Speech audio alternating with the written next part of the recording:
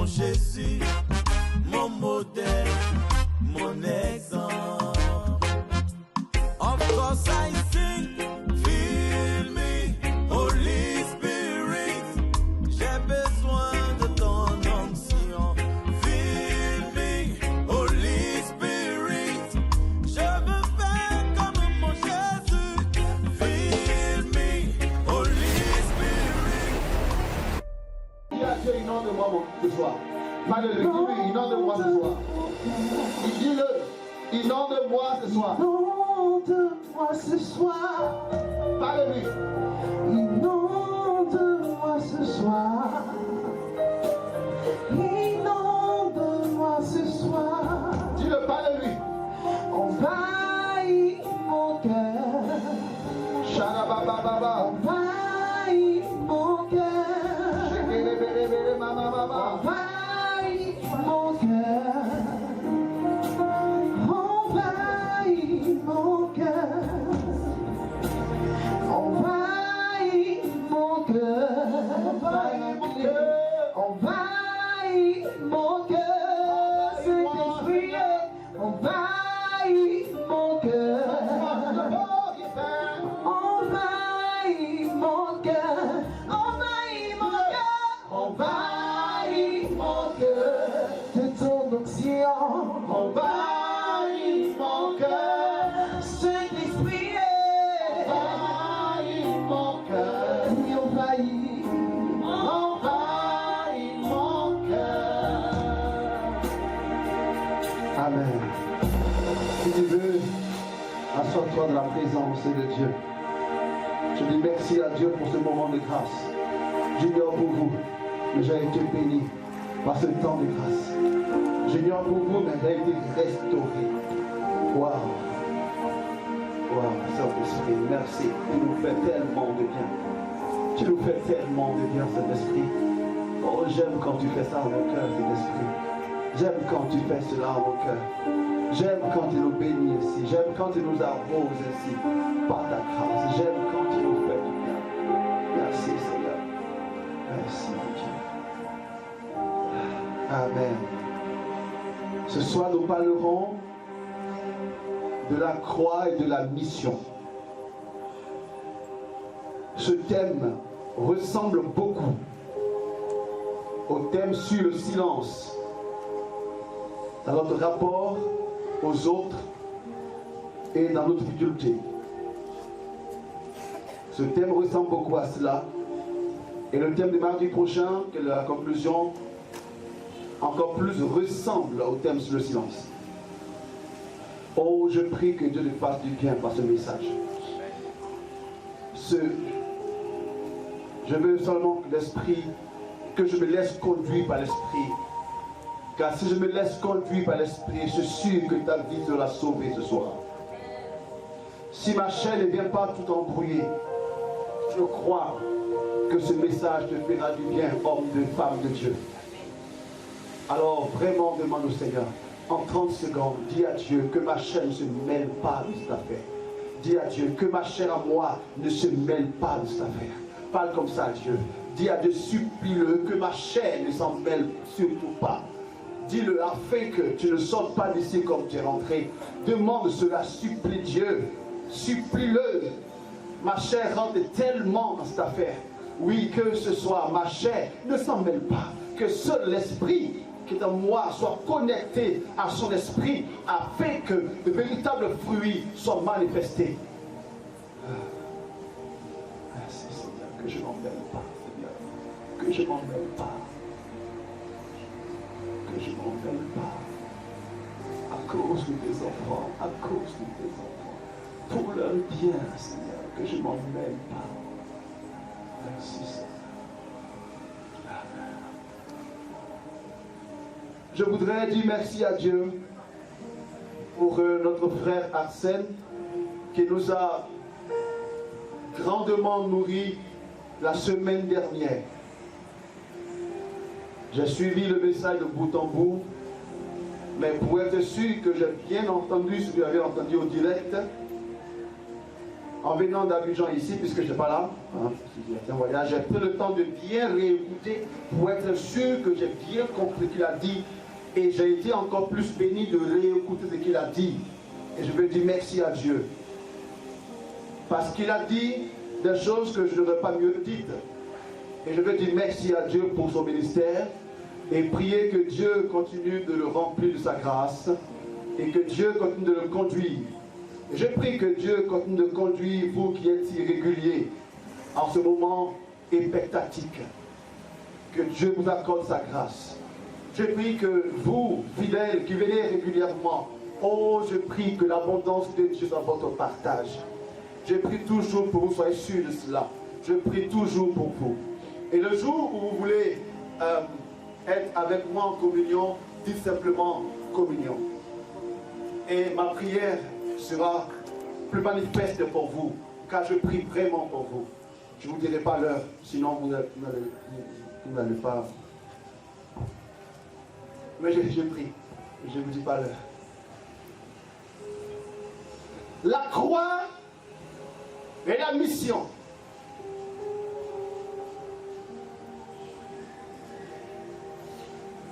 Et j'ai bien aimé en scène que tu aies ramené la figure de Padre Pio. Je ne veux pas moi aussi faire comme ça, mais je n'ai pas pu. Tu as vu, tu commences à être moi, pour moi maintenant un modèle, tu vois.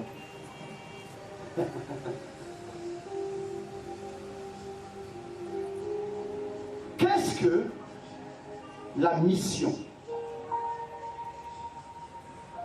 As-tu un voisin? Dis-lui, on va aller crescendo. C'est un mot en français, c'est pas en sénou. Crescendo. Elle dit qu'on va monter. Je comprends. Est-ce que tu peux venir ici, s'il te plaît, nous rejoindre ici? Que ton onction me contamine. T'as vu? Je comprends parce que Dieu a pu dire dans Osée que mon peuple se meurt parce qu'il lui manque la connaissance. Mais le jour où tu guéris de ton ignorance, tu ne mourras plus. Je comprends pourquoi Jésus a dit à Samaritaine en Jean 4, verset 10. Si tu savais le don de Dieu, c'est toi qui supplierais, et je ferai alors jaillir en toi une source de vie. En fait, comme on le dit, tu as un problème. Ton problème n'est pas que tu n'as pas de mari. Ton problème n'est pas qu'il te manque ceci ou cela. Ton problème est que tu ne sais pas. Voilà.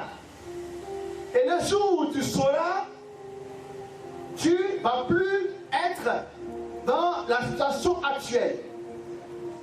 Beaucoup de personnes se meurent parce qu'ils ne savent, parce qu'elles ne savent pas.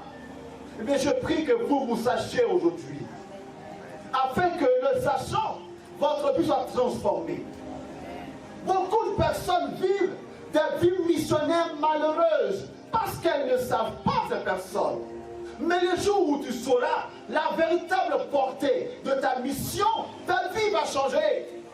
Beaucoup ont du mal de plus en plus à porter leur tout marron ou leur bleu marron parce qu'ils ne savent pas. Beaucoup de personnes ont du mal, même pas que nous, mais d'autres dans d'autres communautés, où est-ce qu'elles ont rangé leur tenue. Il faut qu'aujourd'hui, elles aillent chercher, parce qu'elles vont aller chercher. Qu'est-ce que la mission? La mission, c'est ce que toi et moi, nous sommes appelés à faire au cœur de ce monde et de l'Église, conformément à notre vocation.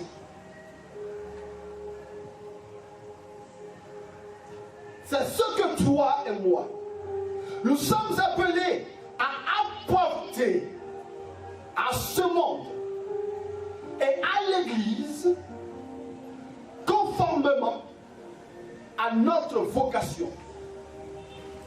Mission et vocation vont de pair. il est vraiment important de percevoir ce lien intime, essentiel entre la mission et la vocation. Mais alors, qu'est-ce que la vocation? Je vais tout de suite vous dire que quand on parle de vocation, oubliez les prêtres et les religieux. Car aujourd'hui, quand on dit vocation, on pense aux prêtres, on pense aux religieux. Ça, c'est la vocation. Eh bien non, le prêtre et le religieux ne sont que des vocations dans la vocation, dans les vocations. Et pour comprendre la vocation, lisons ensemble Jérémie 1, les versets 4 à 5. La parole de Yahvé me fut adressée en ces termes. Avant même de te modeler au ventre maternel, je t'ai connu. Avant même que tu sois conçu dans le ventre de ta mère, je t'ai Connu. connu. Donc avant que ton père et ta mère n'aillent ensemble et qu'il y ait une conception dans le ventre, Dieu te connaissait. Donc, frères et sœurs, Dieu n'improvise pas. Dieu n'improvise pas. Ton avènement au cœur de ce monde n'est pas une improvisation. Même si, peut-être que tes parents n'avaient pas pensé que tu viennes maintenant, comme ce fut mon cas à moi. Amen. Il y a des moments où les grossesses nous surprennent. Aïe, c'était pas le moment. C'est quoi ça même? Comment tu as compté même? Mais même si les hommes pensent qu'il y a eu une erreur de calculatrice, car eux, ils ont, au lieu de faire moins, ils ont fait plus et additionné par cosinus sinus, c'est tombé un moment où ils ne voulaient pas. Mais même cela, laisse-moi te dire qu'aucun être humain ne vient dans ce monde sans que Dieu n'ait préalablement désiré cela. Il ne t'a pas improvisé. Donc ils disent, on ne l'a pas désiré. Mais laisse-moi te dire, j'ai pour toi une bonne nouvelle. Même si les hommes ne t'ont pas désiré, quelqu'un, lui, non seulement t'a désiré, mais t'a fait advenir.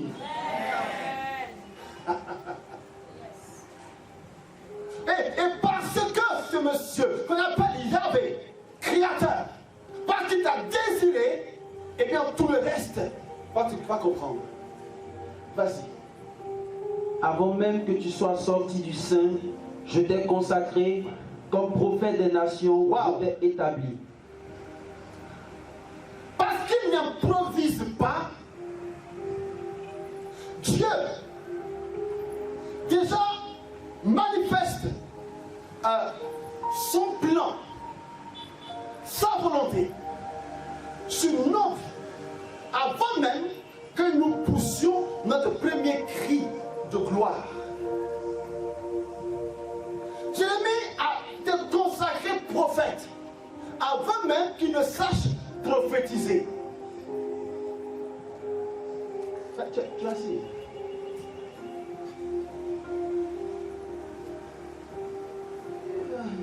Continue.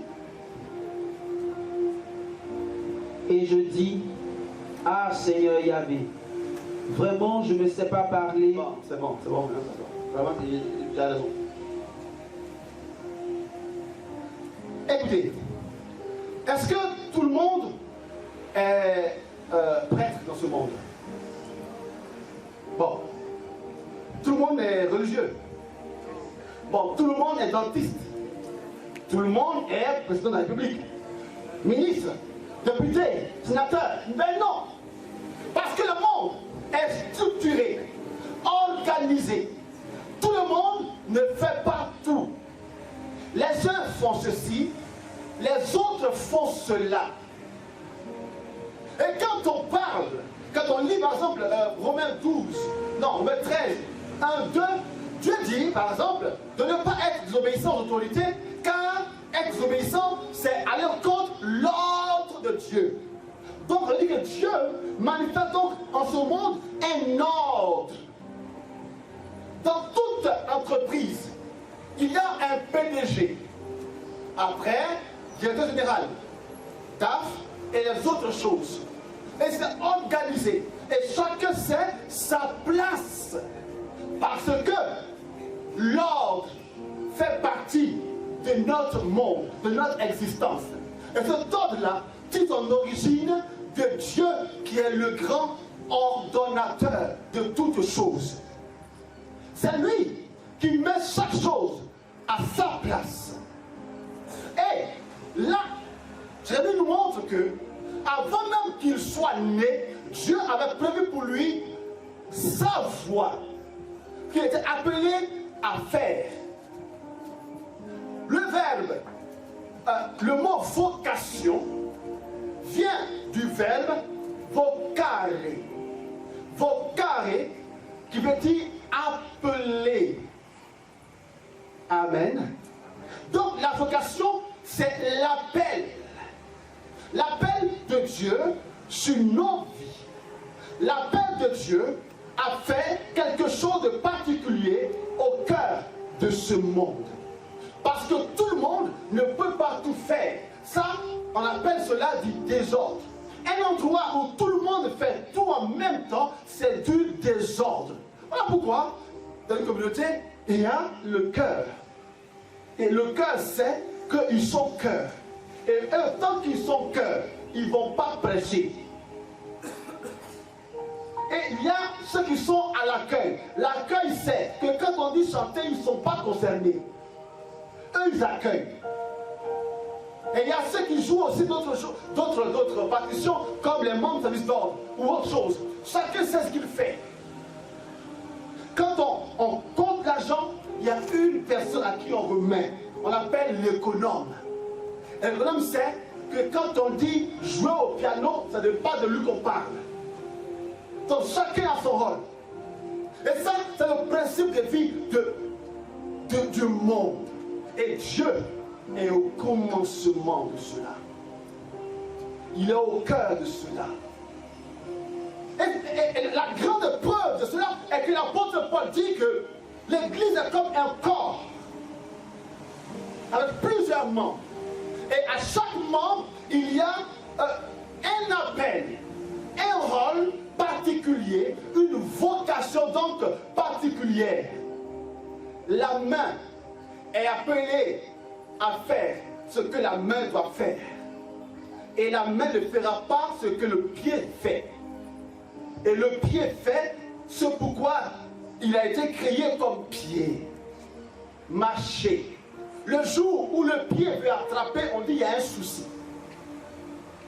Avec le pied, il y a la tête. Et même dans la tête, il y a plusieurs choses. Les yeux font ce que doivent faire les yeux. Les yeux n'entendent pas.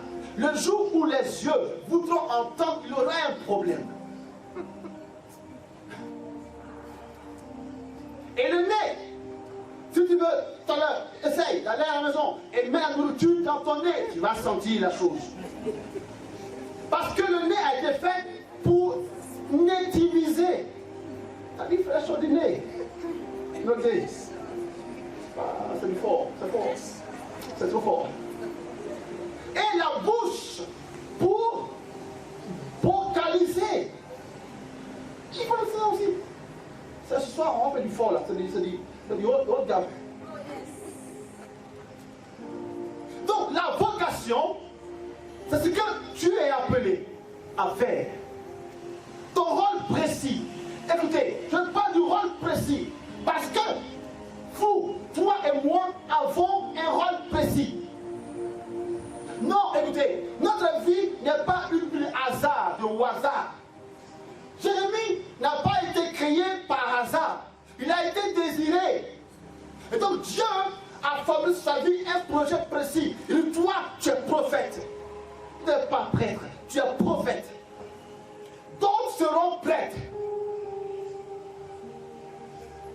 D'autres seront rois. Mais toi, tu es prophète. Et Jérémie va réussir sa vie à la mesure où il comprendra qu'il est prophète et qu'il va jouer son rôle de prophète.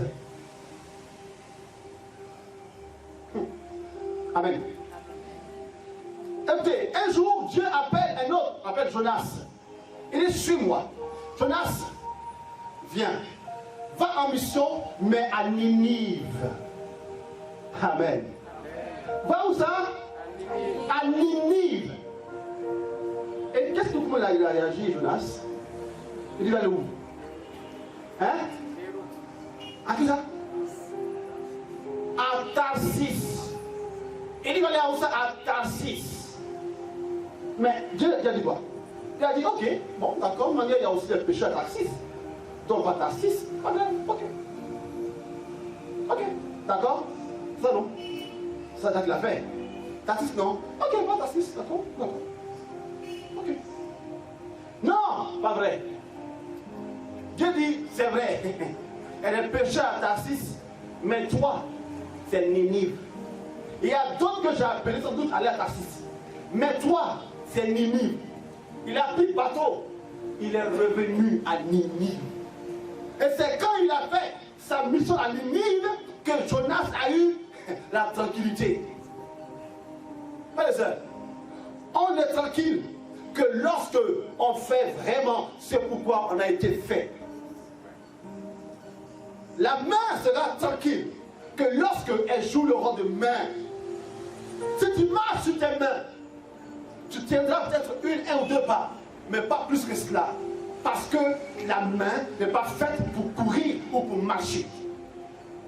La vocation, c'est l'appel précis que Dieu a sur ta vie. Mais pourquoi? Pourquoi un appel précis? Pourquoi une vocation précise? Pour deux choses. La première chose, pour évangéliser, c'est-à-dire pour apporter la bonne nouvelle de Dieu, révéler, comme le Christ a fait, le visage du Père. Le Christ est venu pour révéler le visage du Père, pour nous montrer quel est le chemin de la vie. Et à sa suite, nous aussi devons être des personnes qui portons la bonne nouvelle que Dieu nous aime. Parce que, frères et sœurs, notre vie a été mise à mal à cause de la séparation entre Dieu et nous par notre propre faute. Et depuis Adam et Ève, Dieu ne cesse que de se révéler, de se montrer à ce peuple dit, je vous aime encore. Et que ma volonté est que vous reveniez à moi. Et le point culminant de cela est l'avènement de Christ qui est venu montrer justement la véritable voie, la voie de l'amour, par laquelle voit le Père est que manifestation car Dieu est amour. Et à sa suite, nous aussi qui avons rencontré le Christ, nous devons manifester au monde la bonté de Dieu. Que Dieu est là. Il est là au cœur de notre monde. Première chose. Deuxième chose, nous avons à contribuer au bien-être de ce monde. Ce qui a été gâché par la désobéissance d'Adam et Ève.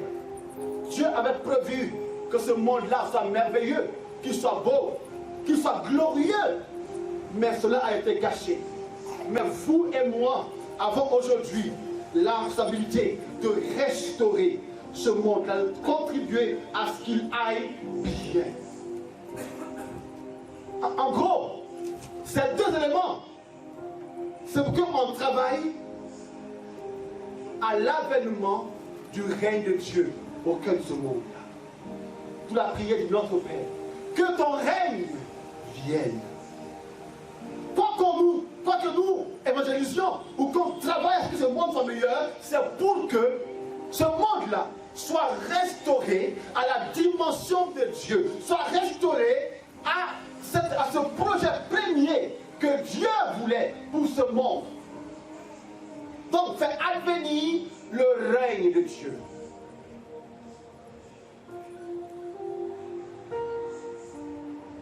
Amen. Mais, si on son règne arrive, ça veut dire quoi? Ça veut dire que le règne de Dieu n'est pas encore arrivé, ou n'est pas encore tout à fait arrivé. Car depuis que le Christ est là, il y a quelque chose du Christ de Dieu qui est là. Dieu, son règne est déjà là, mais n'est pas encore achevé. Amen. Ça, c'est un élément important qu'il faut comprendre. Est-ce que d'abord, vous êtes d'accord avec moi que notre vocation est le fait que le règne de Dieu arrive, le fait que ce monde-là soit de nouveau restauré et ressemble au monde que Dieu voulait créer? Est-ce que ça vous convient comme explication? Sinon, quelqu'un peut dire autre chose, hein? Comme ça, voilà. C'est bon, on peut avancer? Ok. Alors, si on dit que c'est pour que le règne de Dieu arrive, pour que le règne de Dieu arrive, et si tous les jours on peut pour ça, ça veut dire que le règne n'est pas encore arrivé, car pas tout à fait. C'est arrivé aussi, mais ce n'est pas encore fini. Amen. Dites-moi du contraire. Quand on dit, hey, viens, ça veut dire quoi? Ça veut dire quoi? Ça veut dire qu'il n'est pas revenu, oh. Amen. Dites-moi, c'est un élément important cela. Si on dit, hey, toi, viens, ça veut dire qu'il n'est pas encore venu. Et si on prie tous les jours de notre Père, que ton règne arrive, que ton règne arrive, ça veut dire que le règne de Dieu n'est pas encore tout à fait arrivé. Si le règne de Dieu était tout à fait arrivé, quel signe on aurait, vous et moi? Dites-moi, quel signe on aurait? Si son règne était là tout à fait, quel signe on aurait? Comment le monde serait? Comment? Parfait. Et c'est un mot qui est important. C'est un mot qui est important. Si le règne de Dieu n'est pas encore arrivé, ça veut dire que ce monde-là n'est pas encore un monde parfait. Le chemin est tracé. Il y a quelque chose de la personne de Dieu qui est là, mais ce n'est pas encore parfait. Ça, c'est important. Pas de soeur. Donc, notre vocation se vit donc, notre mission se vit donc dans un monde qui n'est pas encore parfait. C'est un monde qui est en attente du règne de Dieu. Il n'est pas encore là. Donc notre mission n'est pas encore là. Donc ce vers quoi on est envoyé, c'est vers un monde imparfait. Et le Seigneur va l'exprimer d'une manière forte. Donc c'est vers des hommes imparfaits que Dieu nous envoie. C'est vers des créatures imparfaites que Dieu nous envoie. C'est important. On va lire ensemble Matthieu 10, verset 16 d'abord. Ensuite, 17, 16 et 17. Écoutez, le Seigneur a été très clair envers ses disciples. Allez, Maranatha. Tu es assis. Écoute ceci. Le Seigneur a envoyé, Matthieu 10, c'est au Matthieu 10, 1 à suivant, Dieu, le Christ, envoie les apôtres 2 à 2. Et il est dans le pouvoir de chasser les démons, tout cela. Amen. Amen. Matthieu 10 est l'évangile de l'envoi en mission. Je vous donne le pouvoir de chasser les esprits, de faire toutes ces choses. En général, nous, comme a dit le frère, on aime bien ce moment-là. Le temps de la gloire, où l'effusion de l'esprit a été forte et puissante. Où Dieu a choisi les prophètes et les prophétesses. Où Dieu a choisi les intercesseurs. Où Dieu a choisi les prédicateurs, où Dieu a choisi les chantres internationaux, où Dieu a dit sur notre vie qu'on va aller dans le monde entier pour annoncer la bonne nouvelle. Et pour ça, on a été glorieux, la prière a été glorieuse, Dieu nous a bénis. Ça, c'est au chapitre Matthieu 1, 2 et puis 3. Mais il faut qu'un jour, on va arriver au verset suivant. Amen. Verset 16. Qu'est-ce qu'il dit? Voici que je vous envoie comme des brebis. Ah, brebis.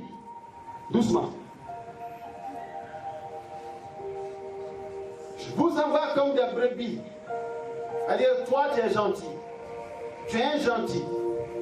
Toi, tu es un bon. Toi, les choses, tu les fais correctement. Toi, tu donnes ta vie pour l'œuvre de Dieu. Tu donnes ta vie pour la mission. Tu donnes ta vie pour l'église. Tu donnes ta vie pour la paroisse. Tu donnes ta vie pour ta communauté. Tu donnes ta vie pour le ministère. Tu donnes ta vie pour l'apostolat. Tu es un gentil. Tu es un bon. Tu es une brebis. Mais où est-ce qu'il y a la brebis? Au milieu des loups. Eh? Au milieu des loups. Alors, c'est le même chapitre 10 où l'onction fut donnée aux apôtres pour chasser. C'est le même chapitre où il lui précise dans quel contexte ils vont aller en mission. Cette mission n'est pas de brebis à brebis capé. C'est une mission de brebis à loup. Capé, lis-moi maintenant 17 à 18. Méfiez-vous des hommes. Méfiez-vous, ceux vers qui nous envoient là. Amen. Amen. Ceux vers qui il t'envoie chanter, vers qui il t'envoie prêcher, vers qui il t'envoie accueillir, il dit méfie-toi d'eux. Pourquoi? Ils vous livreront au Sanhédrin et vous flagelleront dans le synagogue. Il est clair. Continue. Vous serez traduits devant des gouverneurs et des rois à cause de moi pour rendre témoignage en face d'eux et des païens. Voici le contexte. Lis-moi 21 à 22. Le frère livrera son frère à la mort. Le qui? Le frère livrera son frère à la mort. Le qui? Le frère. Le frère. Parle pas l'ennemi. Le frère. Non, l'ennemi livrera son ennemi. Pour le lire, s'il te plaît. Le frère livrera son frère à la mort. Et le père son enfant. Le père son enfant. Les enfants se dresseront contre leurs parents et les feront mourir. On parle de la vie dans laquelle toi et moi nous sommes envoyés. Voici le contexte qui est là. Chers serviteurs et servantes de Dieu.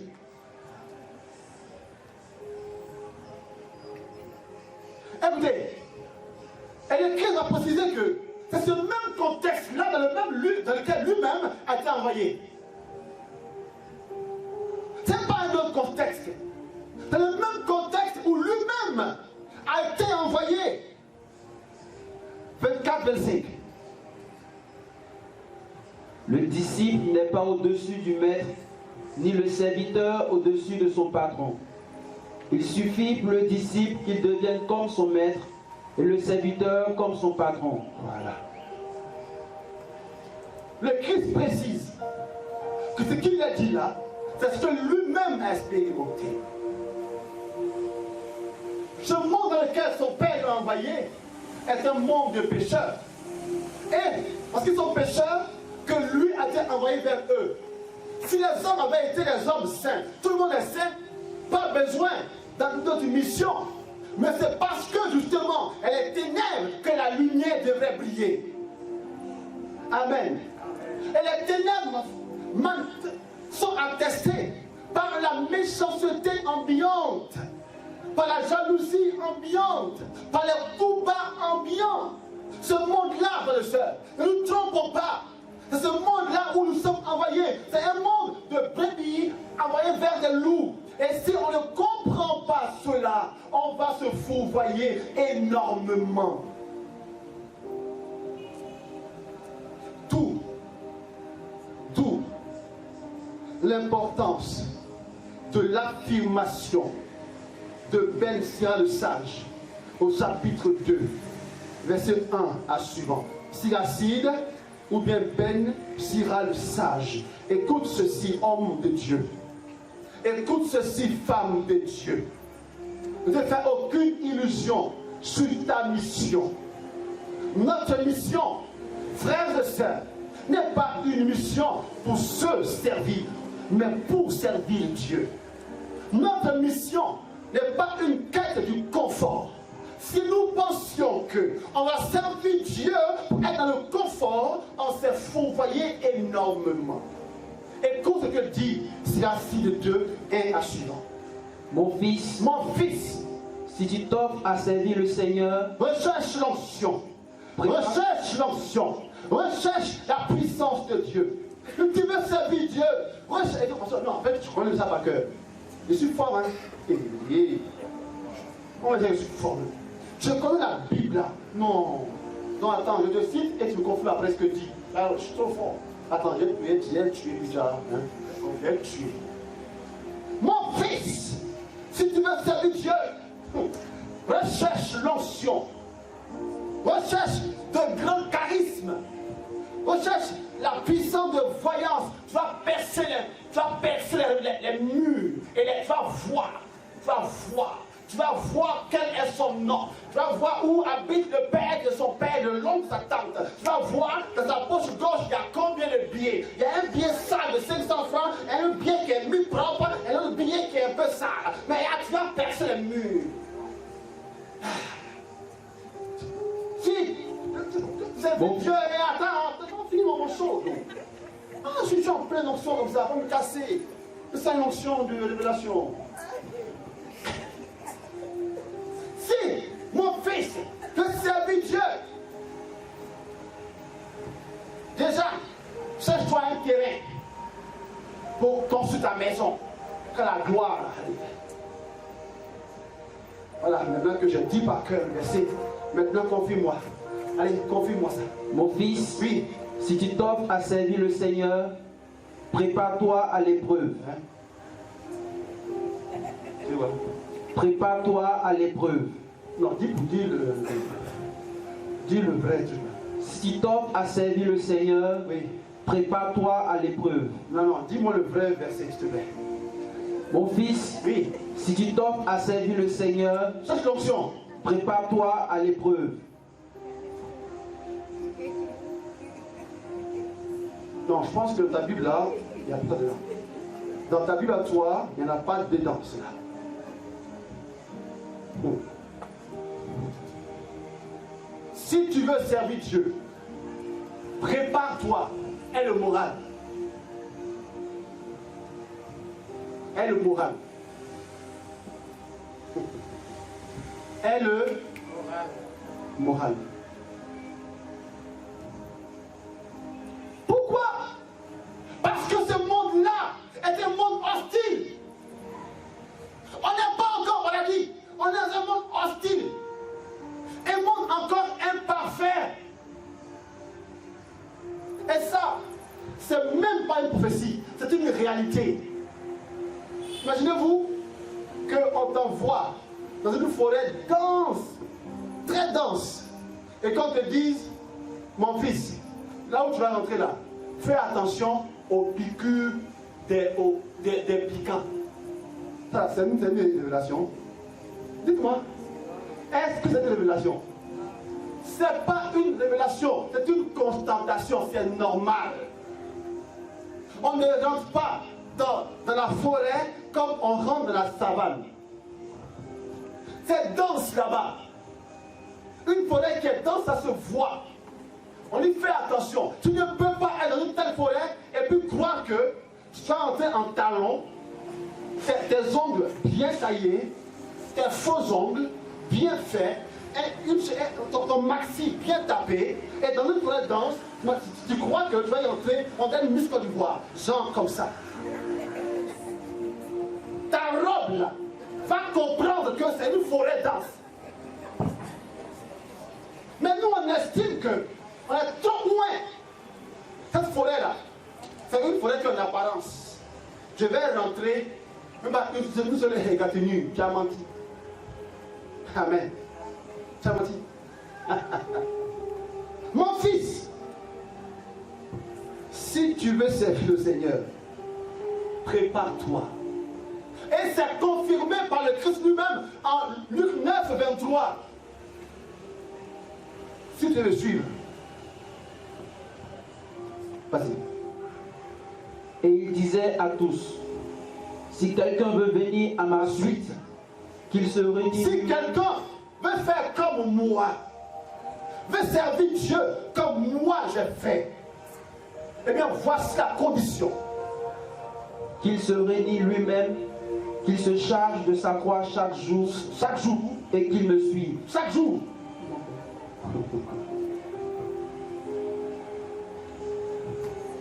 Qu'il renonce à lui-même et qu'il prenne sa croix chaque jour.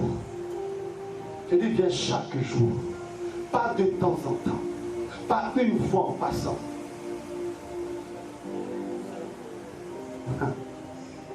Amen. Que lui prendre sa croix. Prendre sa croix veut dire ceci. Savoir que le chemin est parsemé d'embûches, mais y aller quand même jusqu'au bout. Voici la définition de prendre sa croix. Être conscient que le chemin sera dur. Être conscient que le chemin est étroit. Être conscient que le chemin est parsemé d'épines, d'embûches. Mais malgré cela, vouloir coûte que coûte obéir à Dieu, donc jusqu'au bout. Et aller donc jusqu'au bout. Et c'est cela que le Christ a fait. Il a pris sa croix de dire qu'il allait jusqu'au bout de sa mission. Parce que l'une des choses qui caractérise le Christ est que le Christ est le Dieu du jusqu'au bout. Le Dieu de la persévérance. Jean 2, Jean 13, Dieu nous dit qu'il nous aima jusqu'au bout. Et quand on prend la parabole de la brebis égarée, on nous dit que le bon berger, que le Christ manifeste, va à la quête de la brebis égarée jusqu'à ce qu'il la trouve. Pas comme toi et moi, on fait 2 jours de quête, 3 jours de quête, et on estime que on a trop fait.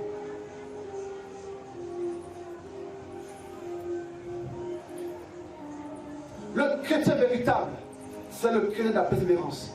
Et alors Matthieu 10, 22 va dire ceci. Matthieu 10, 22 dit, Et vous serez haïs de tous à cause de mon nom. Vous serez haïs, c'est vrai. Testé, c'est vrai. Incompris, critiqué, trahi. D'accord? Toutes ces choses-là, Dieu sait que vous les vivrez. Il le sait même avant que vous n'alliez en mission. Parce qu'il sait dans quel contexte il vous envoie. Donc quand le père dit à son fils, va en mission, il sait que ce sera dur pour lui. D'où qu'il prophétise que ce sera compliqué. Dieu sait qu'on sera haï. Mais plutôt que Dieu de nous réconforter en disant laisse, je vais invoquer le feu sur ceux qui te persécutent. Je vais invoquer la foudre sur ceux qui te jugent. Voilà comment il rassure les apôtres. Mais celui qui aura tenu bon jusqu'au bout, celui-là sera sauvé. Celui qui, malgré les trahisons, les persécutions, les incompréhensions, les combats, qui malgré cela va tenir jusqu'au bout, c'est celui-là qui sera sauvé, qui sera mon missionnaire, mon homme, sur qui je peux compter.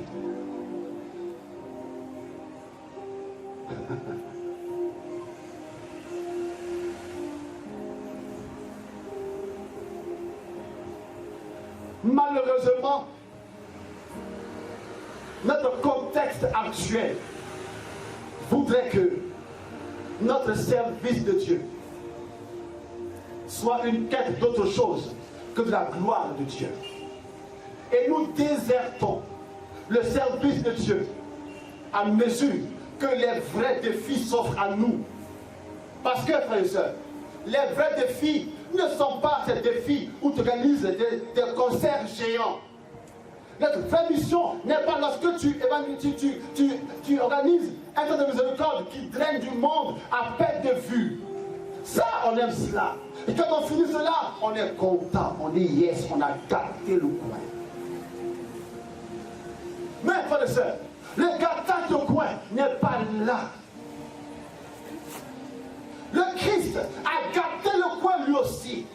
Mais pas lorsqu'il a guéri les infirmes. Il a gâté le coin, mais pas lorsqu'il a fait que les hommes ont mangé. Il a gâté le coin à la croix. Il a gâté le coin quand il fut suspendu. Tué par ceux-là même que lui il a créé, qu'il a nourri, qu'il a guéri. C'est ceux-là même qui l'ont crucifié. Et là, il a achevé. Il a gâté le coin par cela, pas par autre chose. Mais nous, on gâte le coin quand on nous acclame. Waouh, modé, waouh, moda. Parce que l'homme, c'est modé. La femme, c'est moda. Il faut accorder.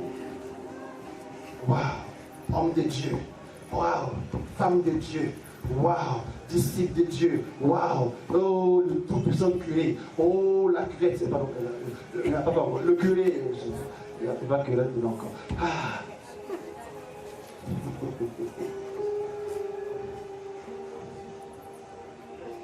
Amen. Il y a la croix dans la mission. On ne peut pas servir Dieu en dehors de cette croix-là. Oubliez ça. Je parle à ceux qui disent qu'ils sont cheminants chez nous. Oubliez ça dès maintenant. Oubliez ça. On ne rentre pas dans une communauté, dans un groupe de prière parce que c'est chic. C'est chic. Et chez vous là, c'est chic. Mais est-ce que vous savez pourquoi il y a clôture dans les communautés et les paroisses? Est-ce que vous êtes au courant de pourquoi il y a clôture ici? C'est parce qu'on voit en dehors de la clôture ce qu'on voit dans la clôture. Toi, tu vois la chiqueté parce que tu es hors de la clôture. Il faut rentrer. Viens. On va te donner à soi. Tu peux t'arriver. Tu veux quoi? Habille. Donne. Tiens. Quoi encore? Croix. Donne. Tiens. Quoi encore? Onction. Donne. Tiens. Tu as tout? Oui. Bonne arrivée.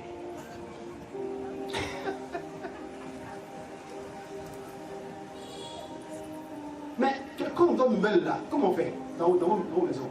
Est-ce qu'on dit, c'est juste là, nous on est mauvais ici, nous là, on est mauvais? Mais non. On dit, il n'y a rien de grave. Nouvelle, il n'y a rien de grave. Et puis on dit encore, on dit, et c'est Ningé, on dit, il faut bien t'asseoir, il faut bien arriver. Parce qu'il y a deux nouvelles. Il y a une nouvelle de quand tu viens d'arriver. Et puis il y a une nouvelle de quand tu es arrivé le matin. La vraie nouvelle, c'est quand tu es arrivé le matin. On te donne un bon déjeuner, igname bouilli, avec piment bien sec. Mange bien. Tu as sasié? D'accord. Voici quand viens. Voilà maintenant l'autre nouvelle. Bonne arrivée. Et le vrai appel, c'est lorsque tu as passé la nuit. C'est la vraie nouvelle du service de Dieu, c'est lorsque tu passes l'euphorie. Nous sommes des chrétiens euphoriques, des chrétiens de chiqueté. En France, il y a une des chrétiens qui a dit, moi je suis content de ma vague parce que vraiment, ces frères et sœurs là, vraiment, on va une équipe soudée. Il dit, Dieu merci. Dieu merci pour le soudage de l'équipe. Mais pour toi, une bonne et une mauvaise nouvelle. La bonne, qui est en même temps la mauvaise nouvelle, est que ce n'est pas sûr que cette équipe soudée le soit tout le temps. Mais dis-moi, quand tu vas constater que l'équipe n'est plus soudée, tu fais comment? On ne rentre pas dans une communauté parce qu'on sent qu'ils sont soudés. On sent que ces chics là-bas me plaisent. J'aime bien la tenue là. Okay. Il y a d'autres tenues et maman, c'est Paul là. C'est classe. Ça va quitter tes yeux. Ça va quitter tes yeux.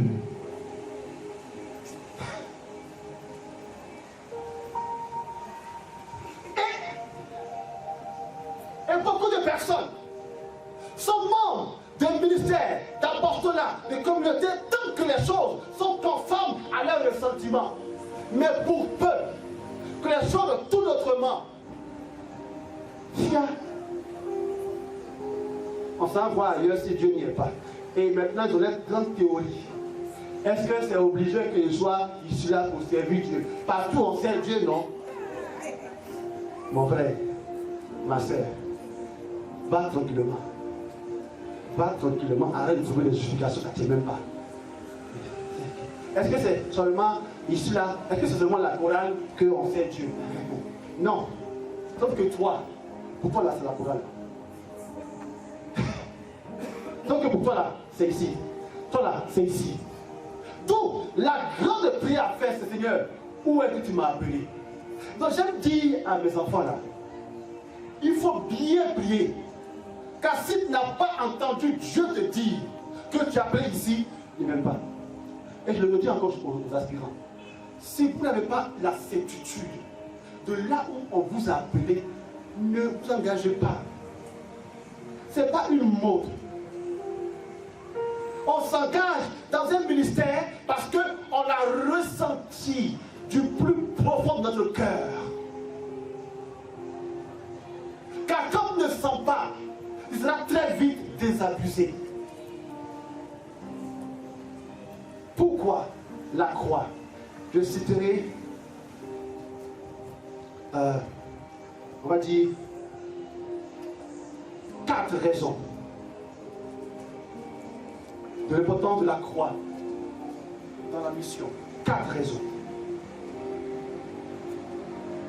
La première raison de la croix est que la croix, comme pour le Christ, la croix vérifie la qualité de notre oui à Dieu.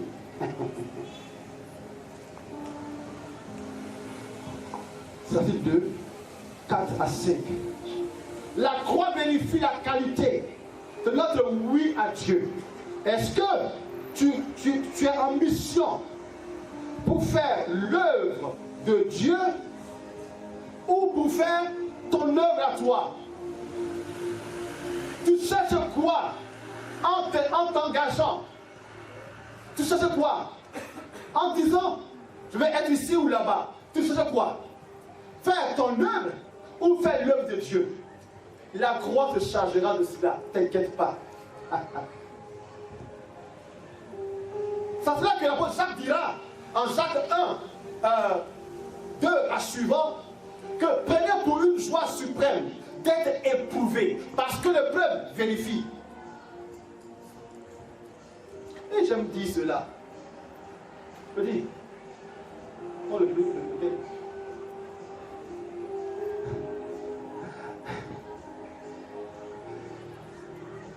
Seigneur, voici ma vie. J'aime ce chant. Ça tourne pour ce chant. Allez, entendre le chant. En général, lorsque on prend la tenue, le bleu marron ou d'autres tenues, moi je me souviens quand j'étais fait prêtre le 20 juin 2010, lorsque l'évêque m'a posé la main, il m'a dit, tu es prêtre. Seigneur, voici ma vie pour faire. Et la go a son tenue. La go a pris la tenue comme ça. On savait comme ça, la tenue. Parce qu'il y a un moment où on a tenue et puis on dit, elle vous habiller. Hein? Elle vous habiller. Ta volonté, Seigneur. Et puis quand elle revient là, quand elle oublie. Ta volonté, ta volonté.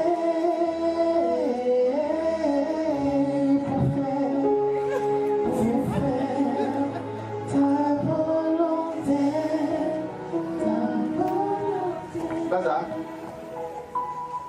on a tous fait.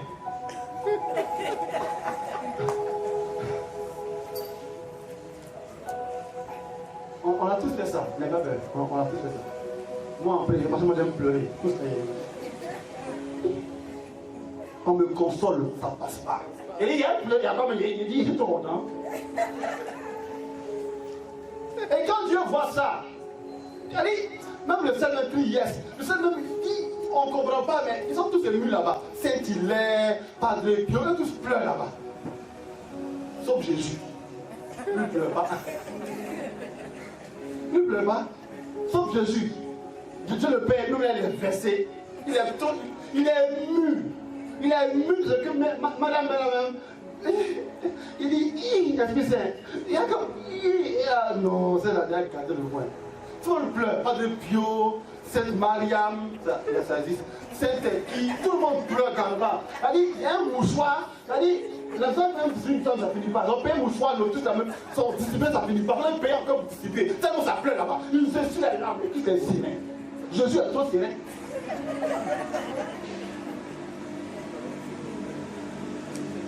Et le père dit, mais Jésus, aussi, ton cœur est tué. Ah, toi aussi. Non, il n'y a pas que ça doit bien. Il faut faire comme je dis. Et le père, c'est vous, ils peuvent mettre ce petit vélo. C'est vous qui pouvez m'amailler, c'est pas moi. Je les connais. Et là, 33 ans, c'est mort là, 33 ans. Je les connais. Donc c'est vous qui pouvez m'amailler, moi. Ils connaissent ici. Et le père dit, mais aïe, comment tu dis ça? Il dit, attends, papa, laisse-moi. Donne-moi seulement 2 minutes. Ok. Il envoie une petite croix. Il dit, Marie, maman, tiens. Ah Seigneur, pourquoi moi? Pourquoi moi? Comment dire, Ansel, hein, c'est ça qui? C'est ça qui? C'est toi le voisin allez le terre, il est l'eau. Seigneur, pourquoi moi? Parce que tu m'as dit un jour, Seigneur, voici ma vie pour faire ta volonté. Donc la croix, tu dis quoi? Tu es homme de Dieu, femme de Dieu, écoute-moi, ça va se vérifier. Ça va se vérifier, comme toi. Et pour ça, Jésus a plus d'un tour dans son sac.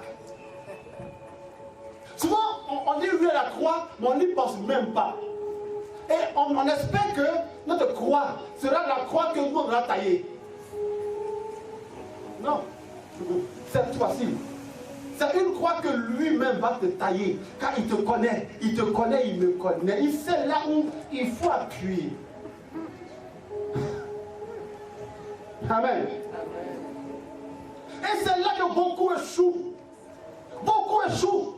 Et nous vivons un service de Dieu de papillon. On est ici, on suit le nectar. Quand le nectar est fini, on s'en suit le nectar ailleurs. On vit une œuvre de Dieu de nectar, de chewing-gum. On marche le chewing-gum. Et quand le goût est fini, on jette par les pays votre chewing-gum. Et là, comme ça, on va de communauté en communauté, de fraternité en fraternité. Frères et sœurs, je le dis, nos nombreuses communautés nouvelles, je crois que beaucoup sont de l'ordre de la floraison, mais beaucoup sont de l'ordre aussi de la prolifération. C'est pas toutes les communautés qui sont créées par inspiration.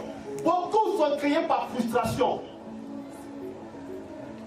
Car là où tu es, puisque on ne te comprend pas, et puisque on te rejette, et puisque on n'a pas conscience de ton onction, donc tu as montré que toi aussi tu es ouais.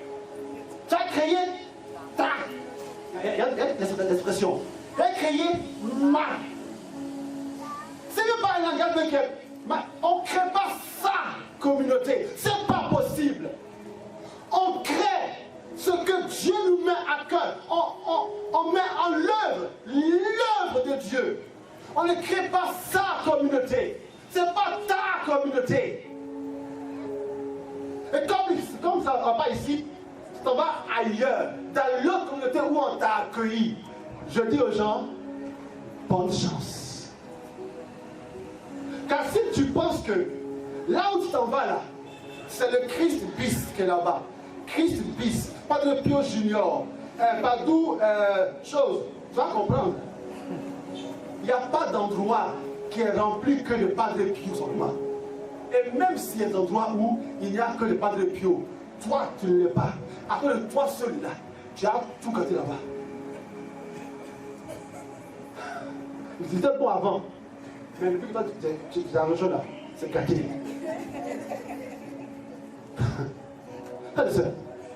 On sait qui là, on sert qui. Dites-moi qui on sert. Non, c'est nous on sert. Deuxièmement, la croix vérifie la conscience que nous avons de notre vocation. La conscience que nous avons de ma vocation. Parce que, frères et sœurs, quand Dieu nous crée, il nous donne une mission que nous seuls pouvons accomplir. Personne ne peut chanter comme moi. Je suis une pièce unique. Ma fille, vous chantez de manière unique. Personne ne chante comme vous. De votre gamme là, il n'y a pas deux. Vous êtes unique dans votre genre. Beaucoup pensent que vous imitez, mais jamais ils vont réussir parce que vous êtes une pièce unique. Je prêche moi de manière unique. Personne ne prêche comme moi. Parce que la grâce que Dieu véhicule par moi, c'est une grâce unique. Autant nous avons des empreintes digitales différentes, autant nous avons des charismes différents. Si on est 5 milliards, 6 milliards, 7 milliards, il y a 7 milliards de charismes. On peut prier en langue de la même manière, mais l'effet n'est jamais le même. Et ça, c'est lié à ma vocation. Alors, frères et sœurs, si nos difficultés, nos épreuves nous amènent à renoncer à l'œuvre, et puis on casse un maillon de la chaîne, on casse et on met en mal toute une œuvre à cause de nous parce qu'on n'a pas conscience de la vocation qui est la nôtre. Quand on rentre dans une communauté, quand on rentre dans une paroisse, dans un ministère, et bien c'est parce que Dieu sait que nous avons quelque chose à apporter. On a quelque chose d'unique à apporter. Et en fuyant l'œuvre, tu casses un maillon de la chaîne. Tu mets à mal l'œuvre. Amen. Non, quand tu as des doutes, c'est lié à ton humanité. On n'est jamais sûr à 100% parce que seul Dieu est absolu. Frères et sœurs, seul Dieu est absolu. Plusieurs fois, j'ai dit à Dieu, mais est-ce que vraiment tu m'as appelé moi être prêtre? Est-ce que je quittais? Sauf que, si je quitte, je penserai mieux vivre en quittant. Mais j'aurais trop creusé ma tombe. Parce que je ne serais pas heureux ailleurs si ce n'est dans ce pourquoi j'ai été fait.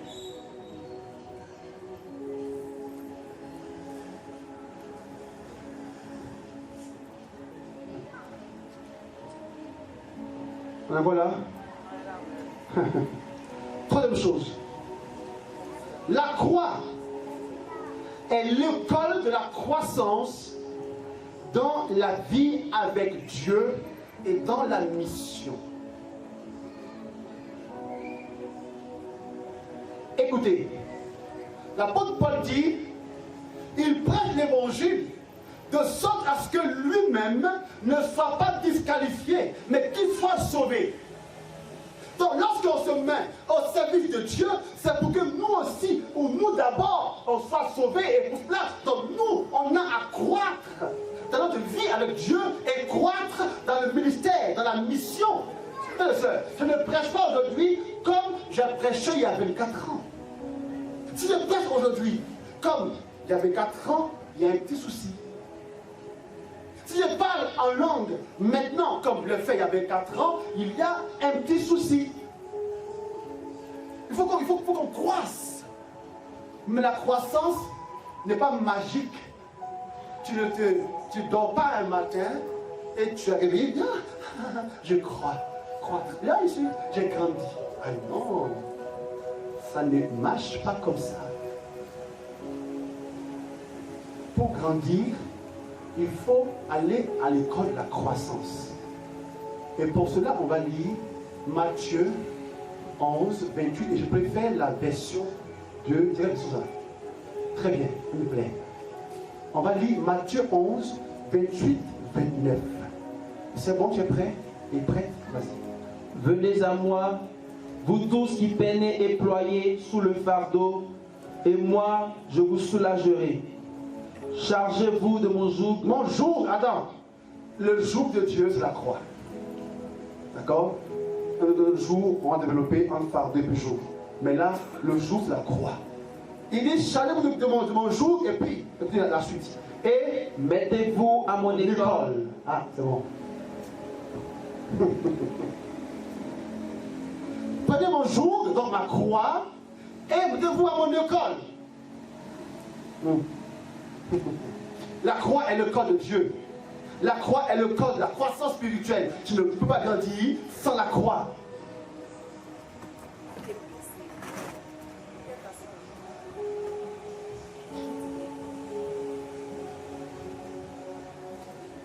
Tu peux relire Statistiques 2, 4 à 5. Tout ce qui t'advient, accepte-le. Et dans les vicissitudes qui t'humilient, montre-toi patient. Qui t'humilie, montre-toi patient. Car l'or est éprouvé dans le feu, et les élus dans la fournaise de l'humiliation. Les élus dans la fournaise de l'humiliation. L'or est bonifié. L'or est affiné, non pas avec de l'eau glacée. Ce n'est pas de l'eau glacée qui affine l'or. Écoute, va payer tous les savants du monde, trempe ça dans de l'eau, la plus pure du monde, frotte l'or, ça ne va pas se purifier. Il faut le feu. Parce qu'il y a des choses qui sont dans le feu, qui sont dans l'or, qui ne peuvent être enlevées que quand l'or fond.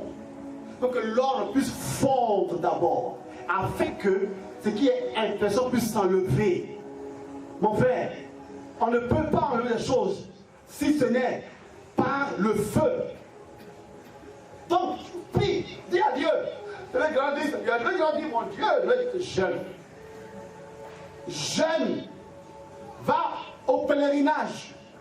Le matin, tu es à Lourdes. Le midi, tu es à Fatima.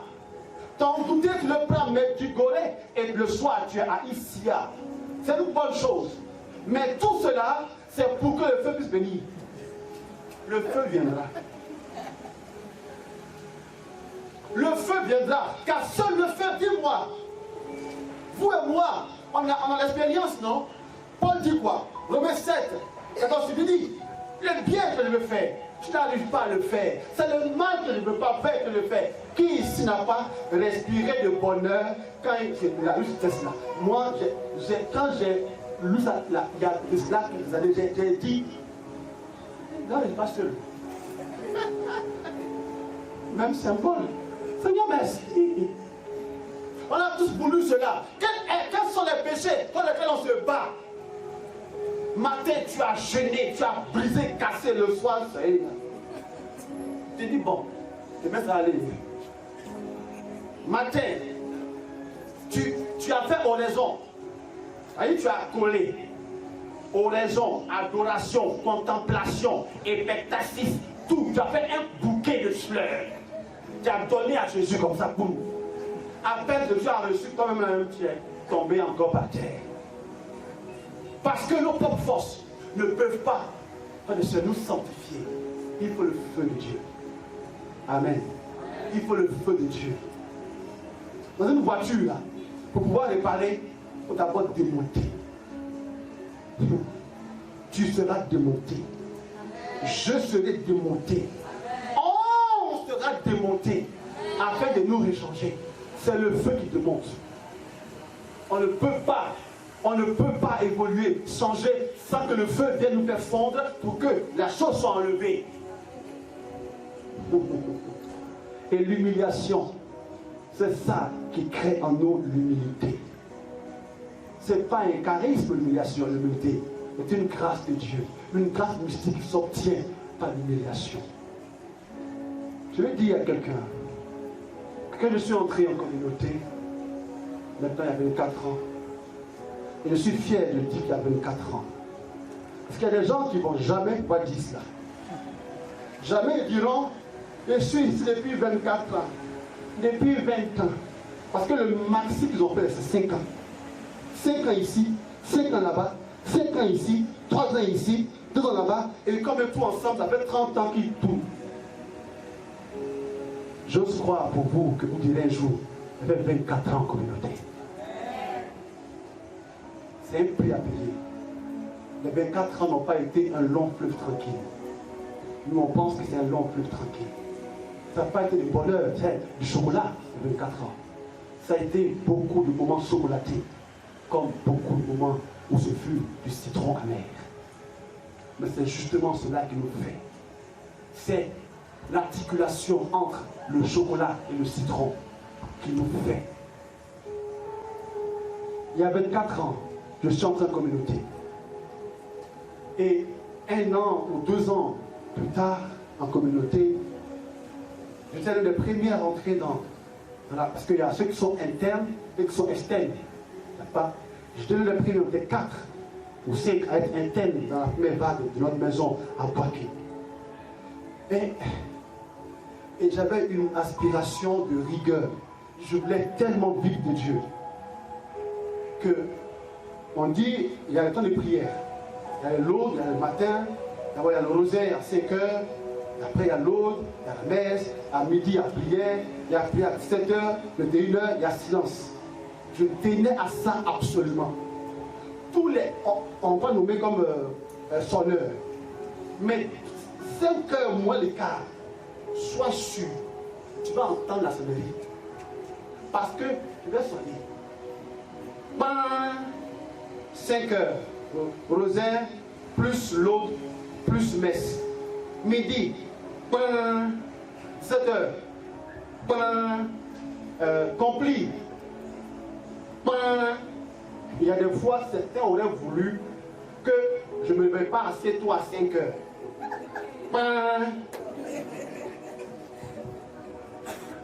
Souvent, ils veulent qu'on cause jusqu'à... Mais on ne causera pas. Car dans la règle, on dit après le compli, c'est le silence. Donc tu ne verras pas pour poser toi. Dormir pour que 5 heures. Donc je commençais à me...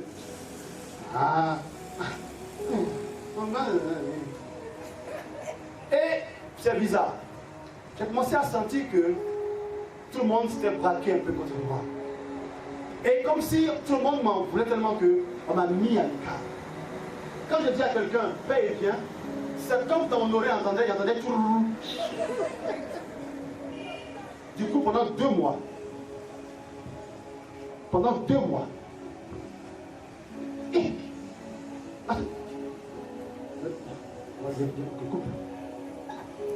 j'ai encore 2 points. Comment est-ce que continuer? Tu peux pas. Tu répondais? Tu vas continuer? Un peu. 2 mois là. Bon, d'accord. J'ai encore 2 points. Bon, 2 mois. Pendant 2 mois, comme si les gens m'ont mis à l'écart. Consulté par tout le monde, par tous, même par le berger, comme pression. Mais c'est bizarre. C'est comme si au fond de mon cœur, quelque chose qu'aujourd'hui je dis c'est dessus, m'a dit, mais si les hommes ne te veulent pas, s'ils te rejettent, viens avec moi. Et pendant 2 mois, c'est pendant ces 2 mois-là que j'ai appris l'oraison. Personne ne peut me dira à moi qu'il m'a appris l'oraison. Personne. Pendant ces 2 mois que j'ai appris à faire silence de 3, 4, 5 heures et à expérimenter l'amour de Dieu. Quand plus tu es là dans le silence, tu regardes le Seigneur, tu te mets à pleurer pendant 5 heures. Tu pleures quelque chose, et plus tu pleures, plus tu sens que tu as envie de pleurer parce que c'est doux, c'est glorieux, tu expérimentes cela. Pendant ces 2 mois que j'ai appris le sang de la croix, pendant ces 2 mois où j'ai appris l'importance de l'autre pour moi, en fait, on va dire que ma vie spirituelle s'est forgée pendant ces 2 mois. Et quand le Seigneur, maintenant je dis le Seigneur, a fini son œuvre en moi, tous les frères sont revenus normaux. Et quand je leur ai expliqué mon expérience, ils étaient tous étonnés. Parce que eux, pour eux, j'étais normaux. Il me fallait ces 2 mois. Amen. Comme il a fallu aussi 9 mois à Jean de la Croix. Jean de la Croix a été mis en prison pendant 9 mois parce qu'il voulait vivre une vie carmélitaine de rigueur. Et ses frères étaient menacés, ils l'ont mis en prison. Mais plutôt que pendant 9 mois, aller passer à se lamenter. Pourquoi moi? Pourquoi moi? On ne m'aime pas. On me jalouse. Hein? Ça, on me flagelle. Pourquoi on me jalouse? Personne ne m'aime. Les frères me rejettent. Les frères ne m'aiment pas. Et on vit une vie de lamentation. Des hommes et des femmes de Dieu, de lamentation. Pourquoi moi? Pourquoi ceci? Pourquoi cela? Jean de la Croix s'est mis en présence de Dieu. Et ces 9 mois ont été les 9 mois de gloire de sa vie. Parce que là-bas, au terme de 9 mois, il a vécu ce qu'on appelle le mariage spirituel, qui est le dernier degré de la relation entre Dieu et l'homme. Et Padre Pio aussi a vécu ça à 27 ans, en 1914, quand il était au plus profond de sa crise de maladie, attaqué par les démons dans son village.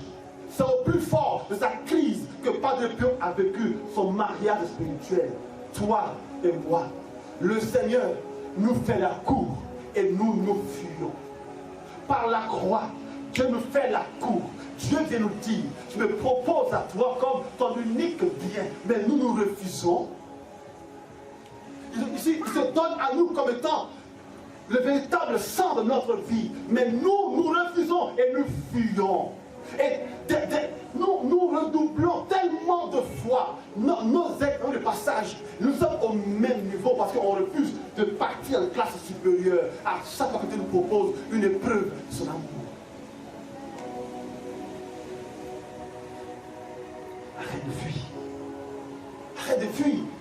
Un jour, affronte. Accueille l'amour de Dieu.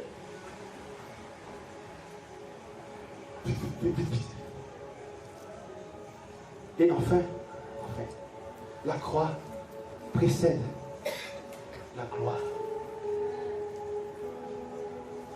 Oh, il y avait un beau texte, mais on ne pourra pas le lire. La croix précède la gloire. Demandez à Joseph de Potiphar, il vous dira. Heureusement qu'on l'a vendu. Grâce à la vente de Joseph, ses frères ont été sauvés. Grâce au mensonge de la femme de Potiphar, Joseph a été premier ministre. Grâce à l'oubli de ce prisonnier pour lequel il a dit qu'il sortirait. Le gars, il est sorti, il a oublié. 12 ans en prison. Grâce à cela, Joseph, le matin, était prisonnier. À 10 heures, vers 16 heures, il était premier ministre. Heureusement que Judas existait dans la communauté. Heureusement que Judas existait. Amen. Il faut partout un Judas. C'est grâce à Judas que vous et moi on est sauvés. Celui qu'on pense être le pire, c'est le meilleur des amis et des alliés.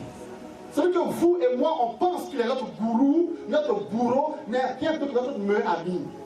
Frères et sœurs, nos meilleurs amis ne sont pas ceux qui nous sont nos louanges. Oh Père qui est, c'est un bon modérateur, c'est un bon président. Ali là non, là on est sauvé. Grâce à lui on est sauvé. On est sauvé. Non, mon meilleur ami, c'est tous ceux-là qui s'opposent à moi. Car grâce à eux, je peux mieux prier pour mieux sentir les choses. Grâce à ceux-là, je peux prendre le temps pour dire à Dieu, Seigneur, convainc-moi encore plus. Grâce à eux, je peux faire l'oraison plus profondément. Et les fois où je sens qu'on m'attaque, en fait, c'est Dieu qui me dit, mon petit, j'ai envie que toi et moi on cause. Amen. Je prie que Dieu te séduise par sa croix. Homme de Dieu, femme de Dieu, sois serré par la croix. Je vais finir par ceci. Celui qui dit qu'il quitte une communauté parce qu'on l'a fait souffrir, celui qui dit qu'il quitte un ministère parce qu'on l'a fait souffrir, ou on le critique, ou on s'oppose à lui, je vais répondre ceci. Eh bien, c'est parce que tu n'as jamais entendu l'appel de Dieu. Parce qu'un être humain ne peut jamais te faire renoncer à l'œuvre de Dieu.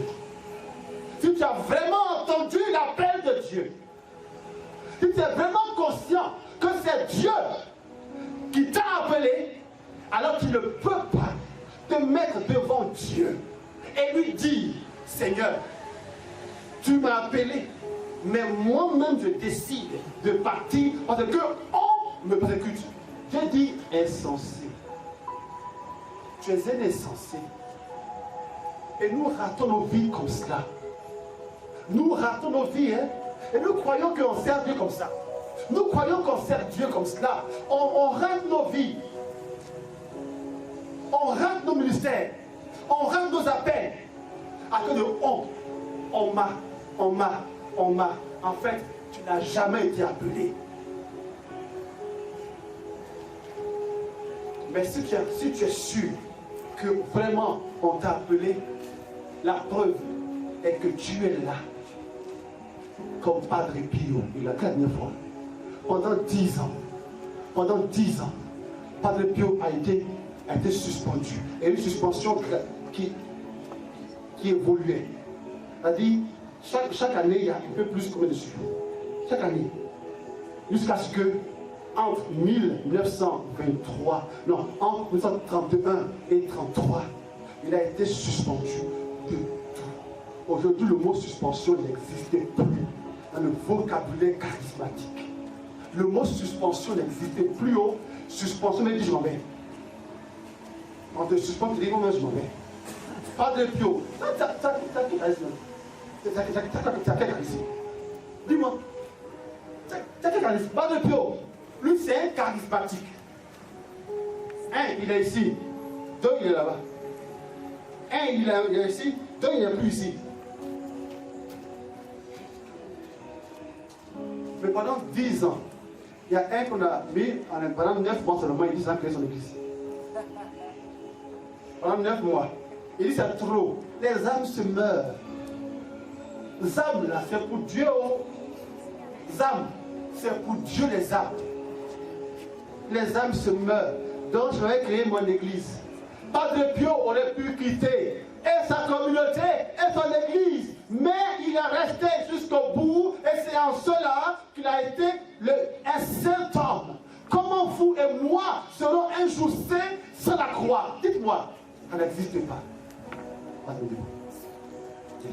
J'ai coupé. Sinon de cela, je ferai toute la nuit à parler.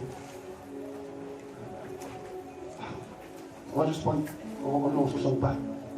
Élève la voix et dis merci à Dieu pour ce message.